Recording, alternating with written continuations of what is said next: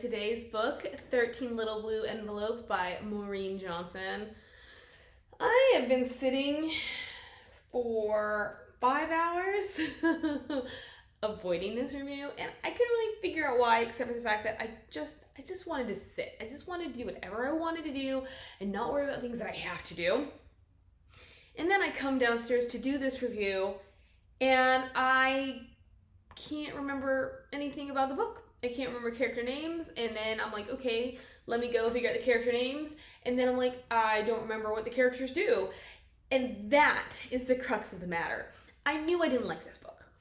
Honestly, it was pretty pointless. And I did go and read reviews, and it made me feel better. Like, not because I am an egomaniac or anything, but it's always nice to know when or if people agree with you. This one is a very simple book, and in many ways it was a nice book, not necessarily an enjoyable book, but it was a nice book because of the idea behind it.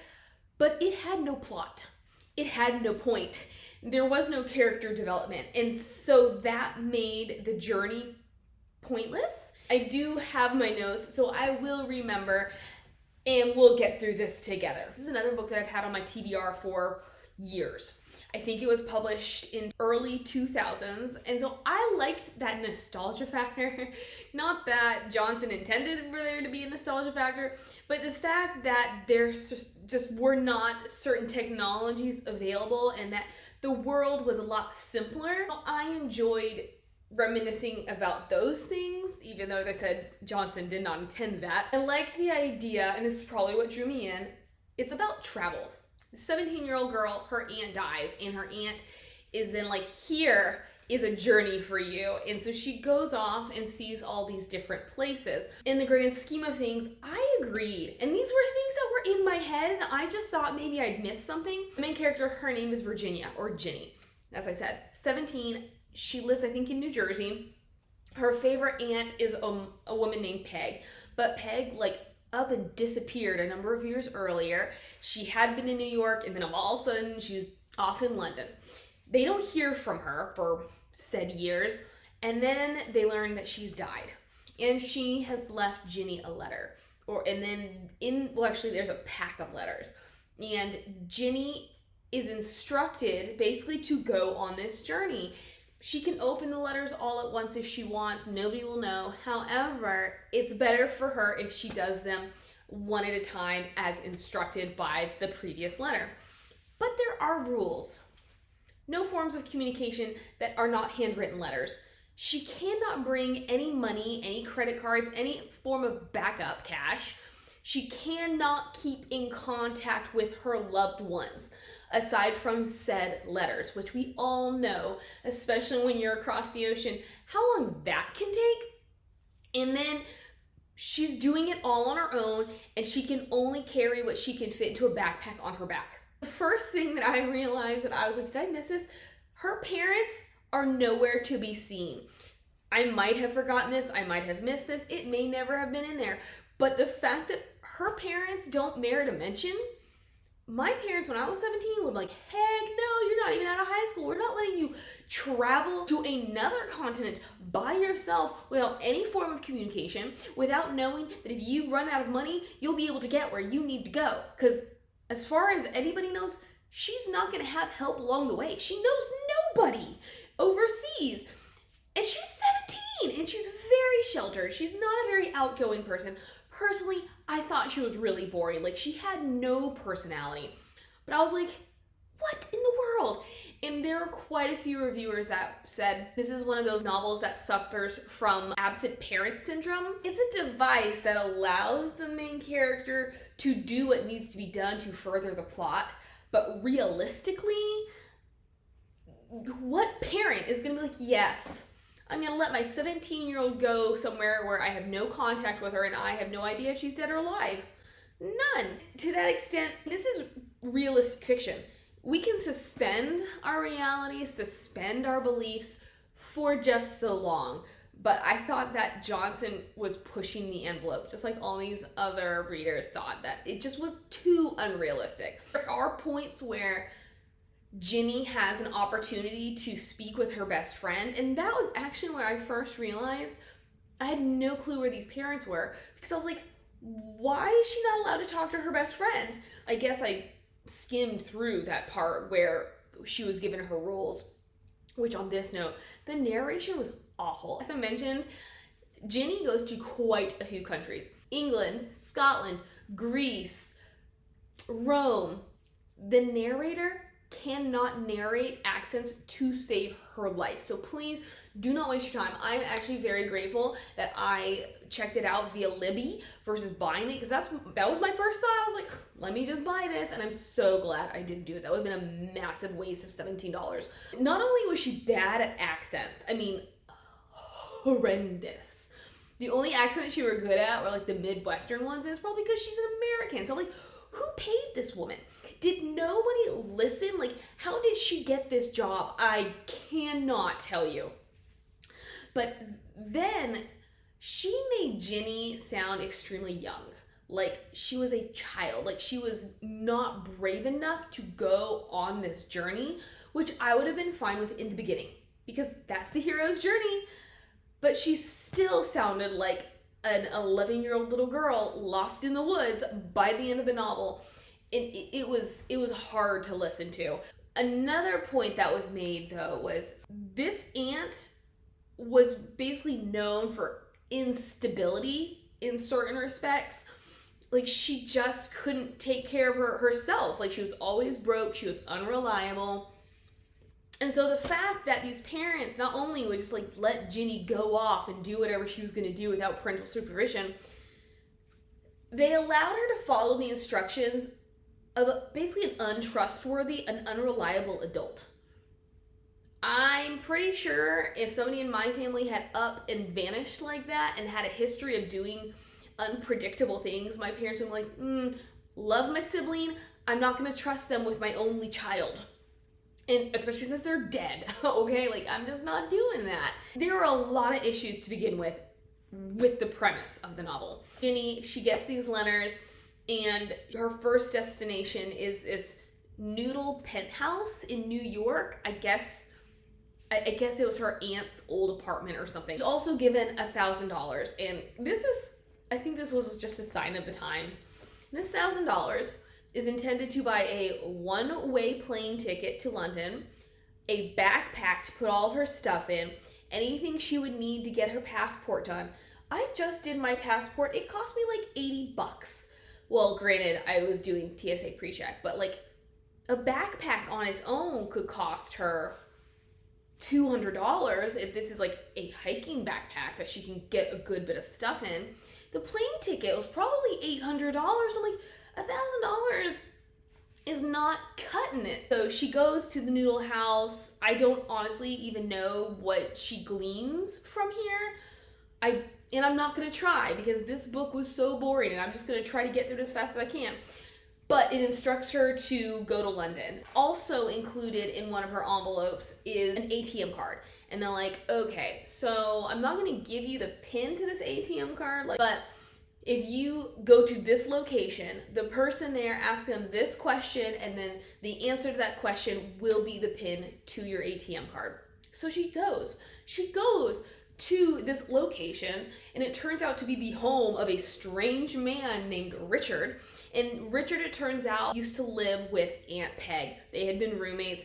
He works at Harrods, and he's like, oh, I wish I knew when you were going to be here. It's time for me to go to work. And this was something that I had to listen to twice, because I was like, I have no idea how he got from point A to point B. Apparently, he had to go to work.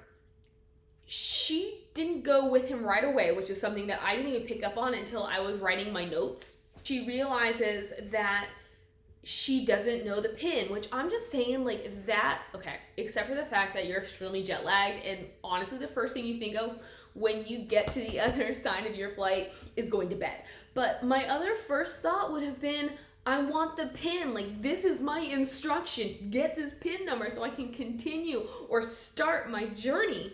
She finds him at Harrods, but I think they actually go, or maybe she just meets him I don't know. Harrods is involved. They go to dinner. He gives her the answer that she needs. And then the next letter tells her that she needs to be a mysterious benefactor because Aunt Peg had been essentially a starving artist. Johnson had me until around this point. That's actually really cool. Your aunt is exposing you to culture. She's getting you outside of your comfort zone. So, all right, I'm with this whole like mysterious benefactor thing because she's like, it can be any kind of artist you want it to be. You can be a benefactor in any form or fashion. However, it's once Ginny tries to be this benefactor and then we get to know the person that she becomes a benefactor for that I completely check out. She eventually finds herself in an area of London or at this college called Goldsmiths College, which I guess is like an artist's college. She stumbles across this super low budget, like self-made play, run, directed, written, acted in by this dude named Keith. And I think my first issue is that she says it's a very bad show. So why does she then choose to give this dude like what, 400 pounds or whatever was allotted to her by Aunt Peg? Because all the other artists that she thought about being a benefactor for, she deemed unworthy. Except for the fact that Keith is supposed to be her love interest, which he was a terrible love interest. There was no chemistry. He was barely even in the book. It was so one-sided for most of it. I did not understand how they got to where they got in the end. I wouldn't even like his play.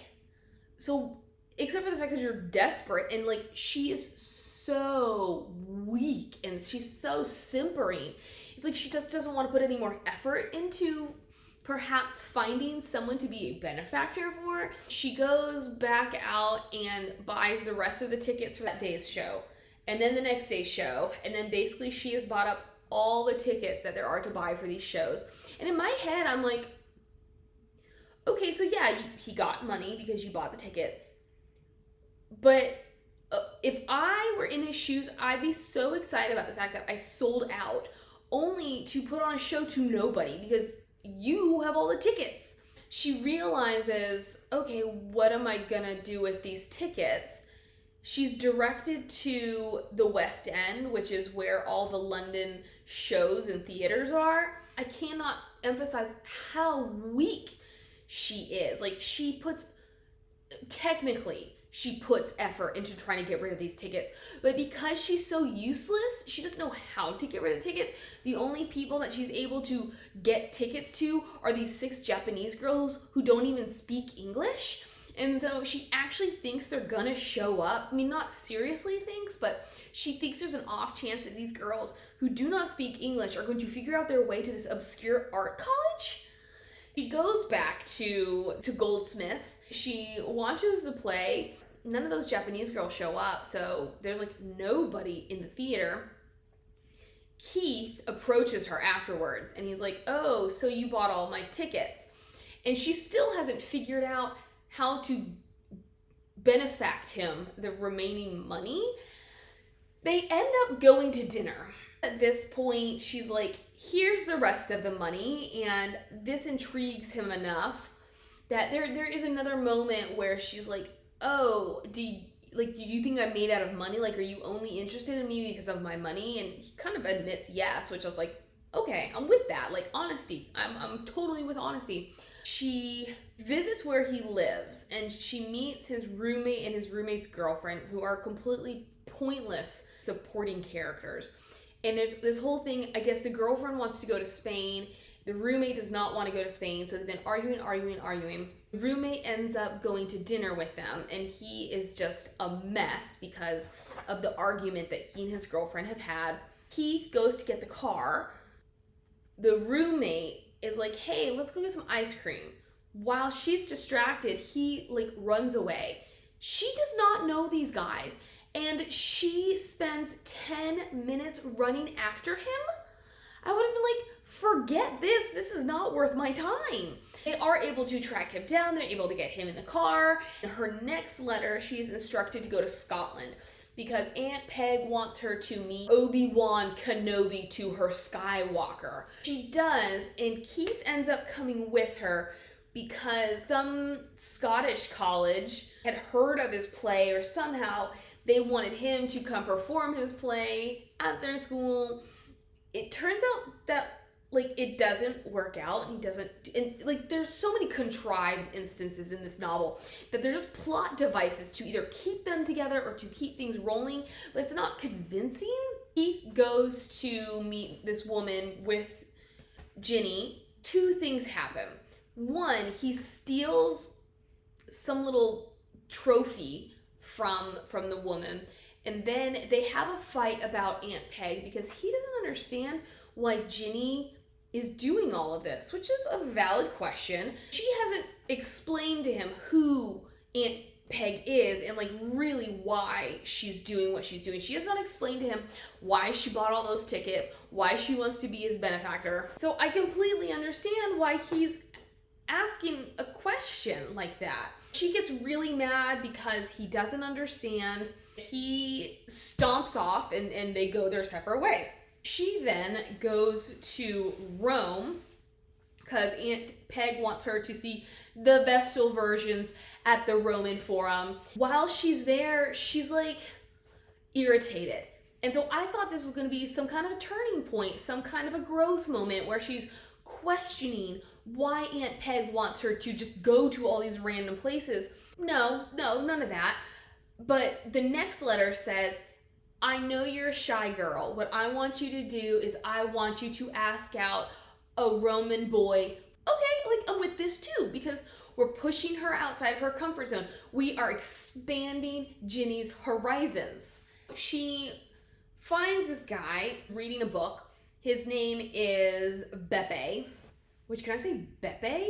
Like, maybe I don't know Italian names well enough, but like this is not the name I would have chosen for potential Italian love interest.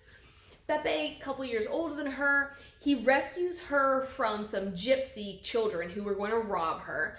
And then he's like, let's hang out. Let's go to my sister's place. I think you'll like my sister.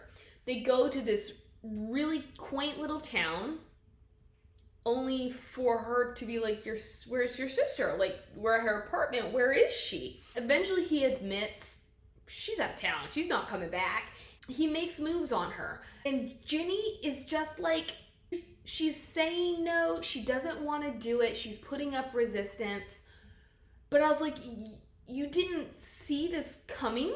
Like, you just said, sure, let me go to the apartment of somebody that I do not know, alongside somebody I do not know, for like no good reason, because he has not given me a good reason as to why his sister might like me, or why it's a good idea to travel, however long, however far away to meet a stranger. She's not asking questions. It's an unhealthy portrayal of how a female should behave. Okay, so maybe she's not worldly, but she should second guess her decisions. She should be thinking to the future instead of putting herself in danger. Nobody forced her to make these decisions. Yes, she's choosing to do something different, which is okay, but I wish she had done it in a smart way. Meaning, I wish Johnson had her do it in an intelligent way. He is like, get off me, I'm not doing this, runs out, and then I thought this was kind of dumb. So she's upset, she goes back to the Vestal Virgins, and Beppe had been trying to take her pants off. So she rips the button off of her pants and like throws it at the Vestal Virgins. I think she's supposed to be leaving something at every location, so technically that served as her token for that location. And so I understand the symbolism of it, but I was just like, you tore the button off your pants. How are you going to wear your pants? She was so impulsive in many ways. There's a lot of backstory and backfill about her clothes and all these things that could have had meaning.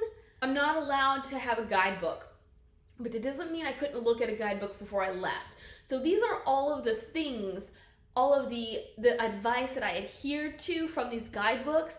And now maybe I understand like why I shouldn't have gone by those guidebooks, because I'm the tourist now when I don't want to be the tourist. Like the whole point of this is so that I'm living life rather than being boxed in. So we're hearing all about her wardrobe choices and this and that and the other, but to no end. Like it had no point except for something that happens in the end, which still really has nothing to do with anything.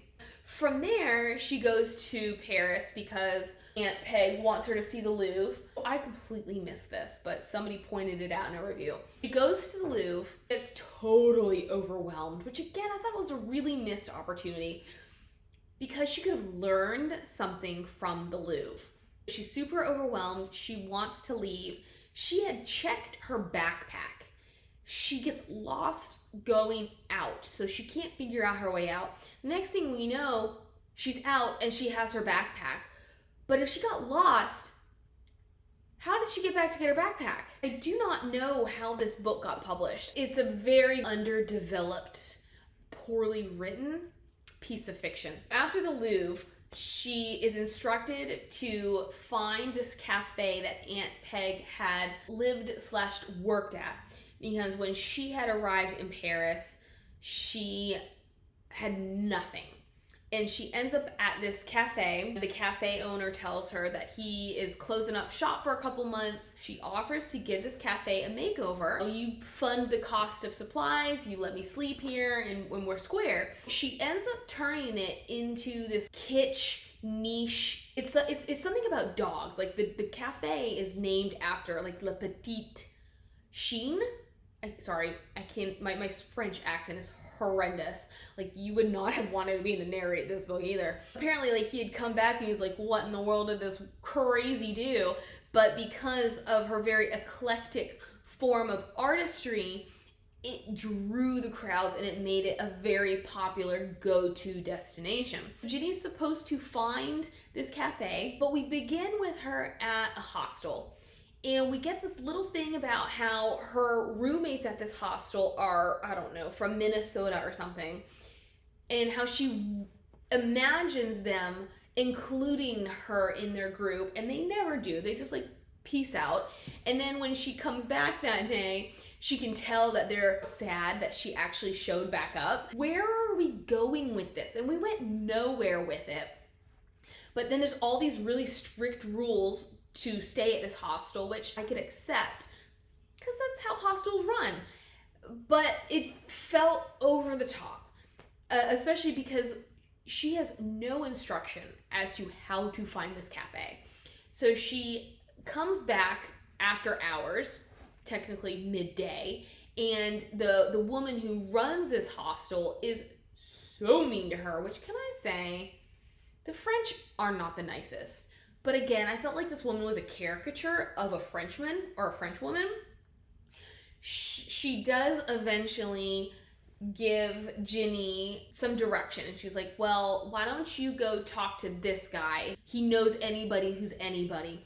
So she goes, and he's like Gordon Ramsay, you know, from Top Chef. Not Top Chef.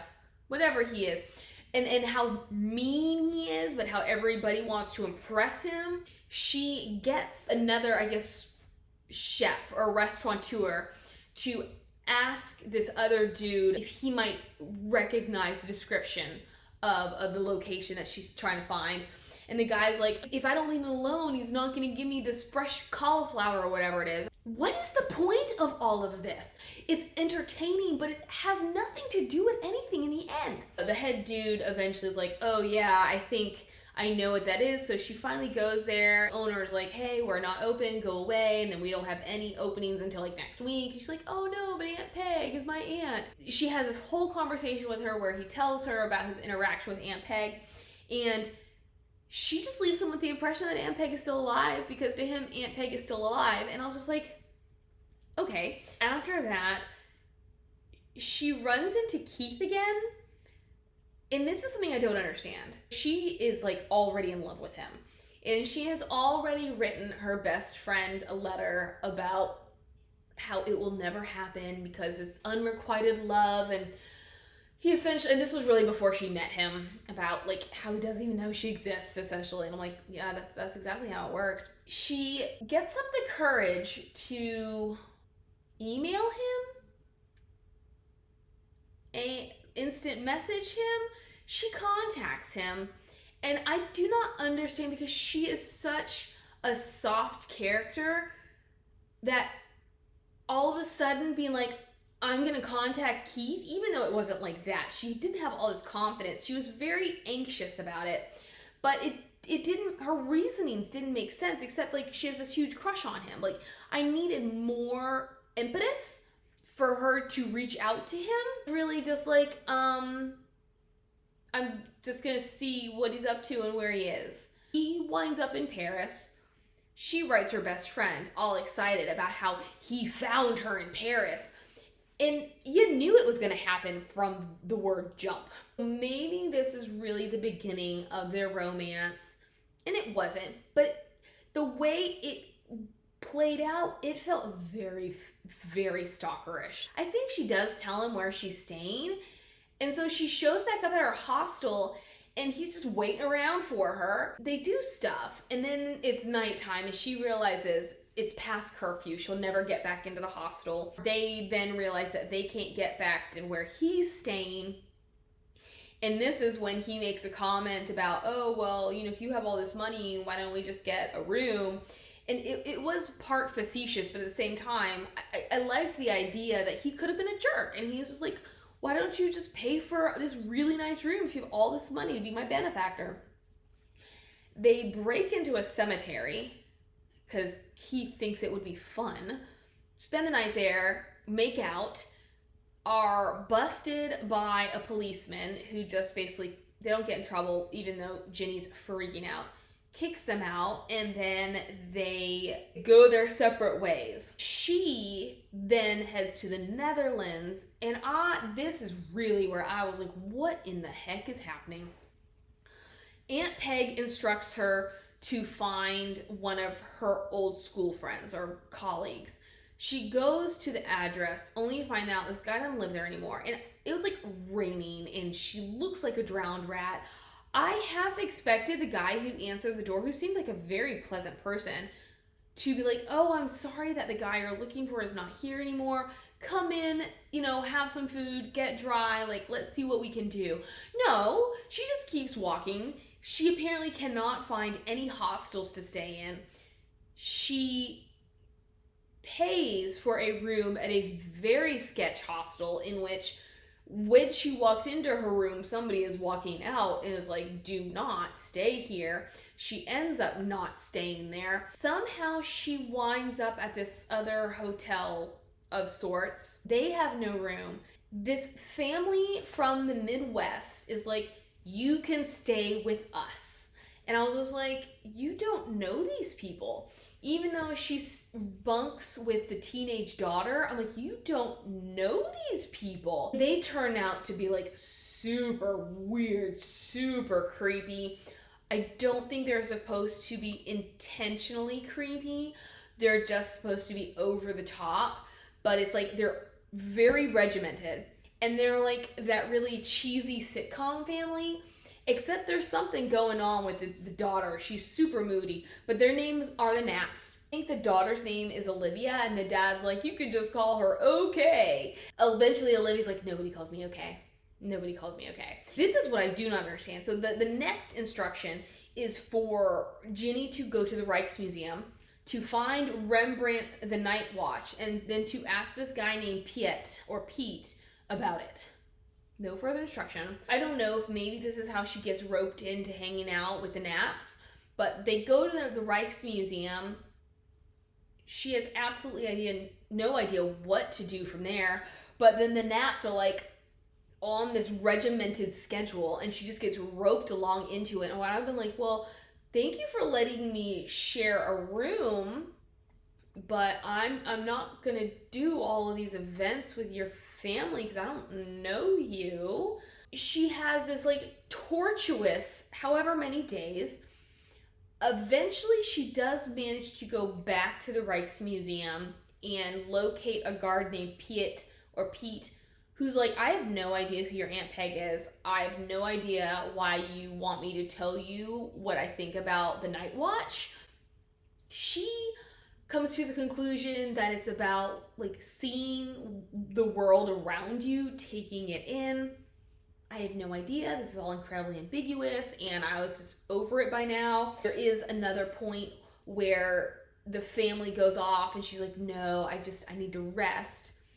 And because she's not allowed to have access to electronics, to music, to all that stuff, she pilfers all of Olivia's magazines and her maybe it was her iPod or her Discman, whatever it was of the times, just uses Olivia's stuff. And I was like, that's not weird at all. That's not suspect behavior at all. Of course, Olivia catches her. Oh gosh, what's going on here? Their final day, the Naps say, we're doing a bike tour and it's on us. And she's like, I don't even like riding bikes. So I'm like, why are you doing this bike tour with them? Around this time, she and Olivia go to a computer cafe. So if you're too young to know what that is, it's basically you can pay to use their internet. So she and Olivia go in on it together. She's trying to track down, actually I think she now does officially have Keith's IM, which if you don't know what IM is, oh, you bless your heart. They're kind of chatting, but then her best friend pops up, but she's not allowed to talk to her best friend. So all of that gets cut off, and she is about to re-engage when Olivia's like, well, it's my turn. And this is when we learn that Olivia is in a same-sex relationship, and she's like, my parents would never have it. Do we go anywhere from there? Absolutely not. Does Olivia change towards Ginny?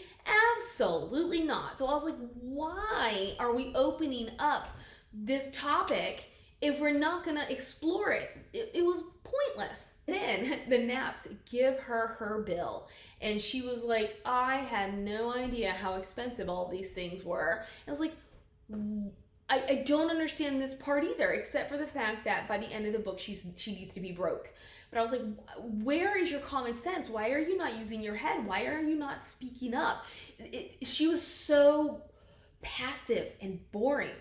From there, she is supposed to go to Copenhagen. She's given the email for another guy, another friend of Peg's. And I was like, are we going to have another Amsterdam moment? No, but the guy who she does meet up with is really annoying. I mean, granted, the narration also made him over the top, but again, it's a random dude who takes her back to his houseboat on his motorcycle, drives her to this specific spot, gives her this whole spiel about how Aunt Peg loved it and how they met and all this stuff, and then he's like, see you later.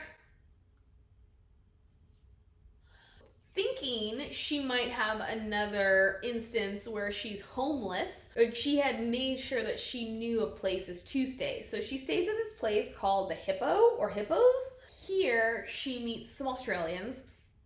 Full disclosure, I fell asleep. I fell asleep for like 2 or 3 chapters. But you know what? I'm not going to complain because I woke up before I needed to, and this book put me to sleep. So that's a win. But all I know, she meets some Australians, they do some stuff, and then her next letter tells her to go to Greece. Like, there's really no point in being in Copenhagen. Like, there was no point. They go to Greece. Her intent is to go to Corfu. And in the next letter, we get a lot of background from Peg about who Richard is. She'd already said that she left New York for London because she was going into the Empire State Building, I think for her new job or a job interview, and she realized that she had forgotten something. This was a turning point for her. She was like, I'm not even looking forward to doing this, so like, why am I doing it? Which is when she hops the plane.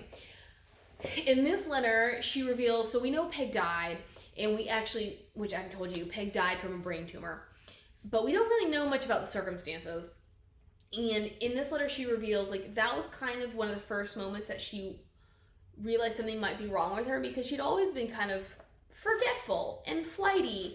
But it's around the time that she comes to London that she realizes there's something possibly really wrong with her. She and Richard are roommates because she has no money, and he's kind enough to let her stay in his spare room.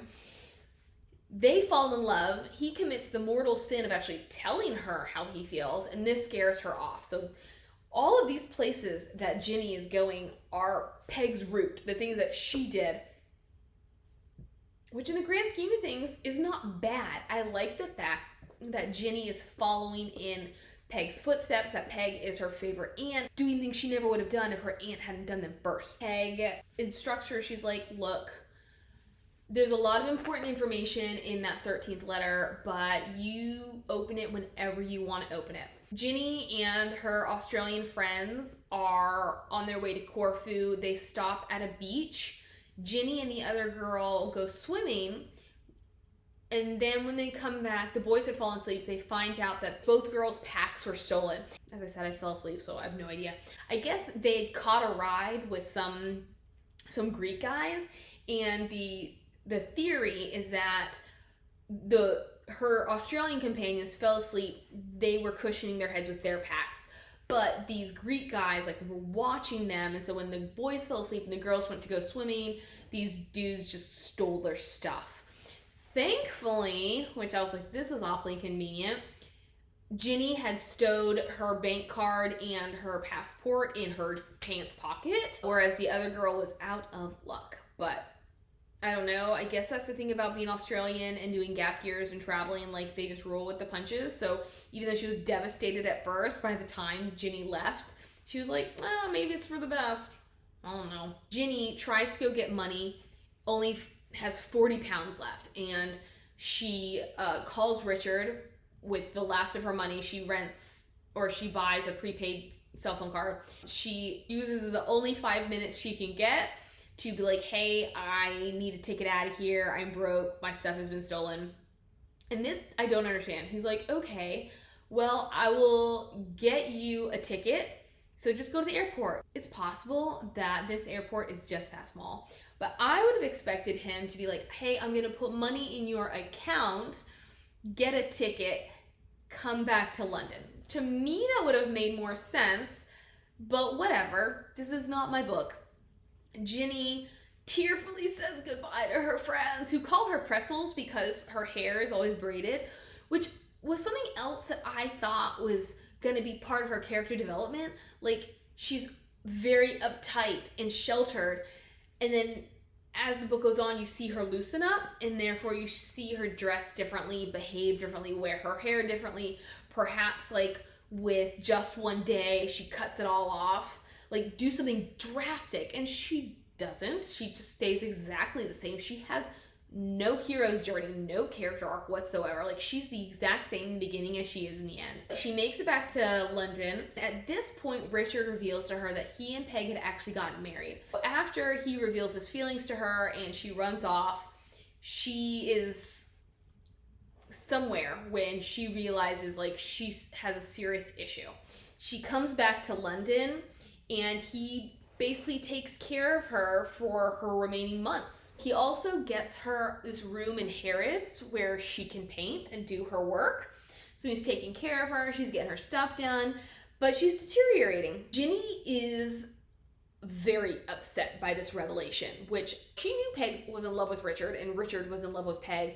So the fact that they were married, and even though they loved each other, they technically only got married so that she could take advantage of his work health benefits.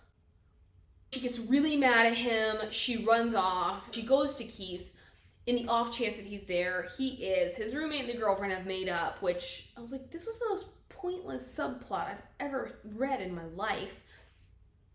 Keith lets her sleep on his couch, but oh my gosh, what I forgot to tell you is he told her this story early on, their second dinner or something, and this is where I was 100% lost on Keith, because I was like, there's no way this is true.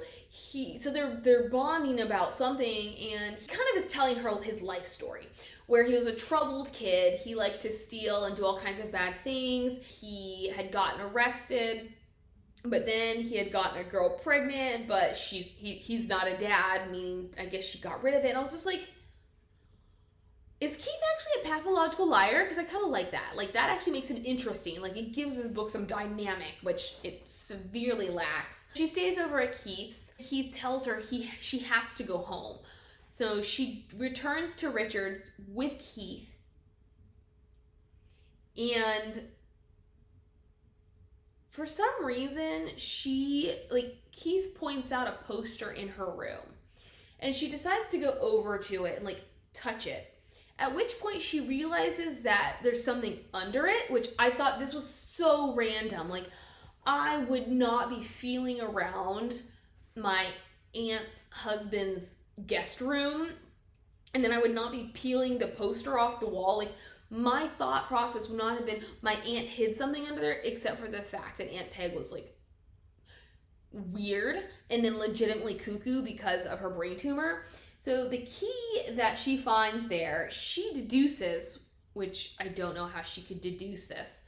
She deduces that it's probably for the cabinet in the room that Peg used to paint in at Harrods. So they go there, they find all her paintings, which are a series and devolve through over time because you can see the deterioration of her mind and the worsening of her tumor. And along with this is a business card. And the business card is for, like, I don't know, an art dealer or something, instructing her, we assume, instructing Ginny to call him. So she does. Turns out he wants to buy, like, Peg, I guess, had made something of herself in the art world. Nothing about this, except for the fact, like, she's weirdly good at weird artistry.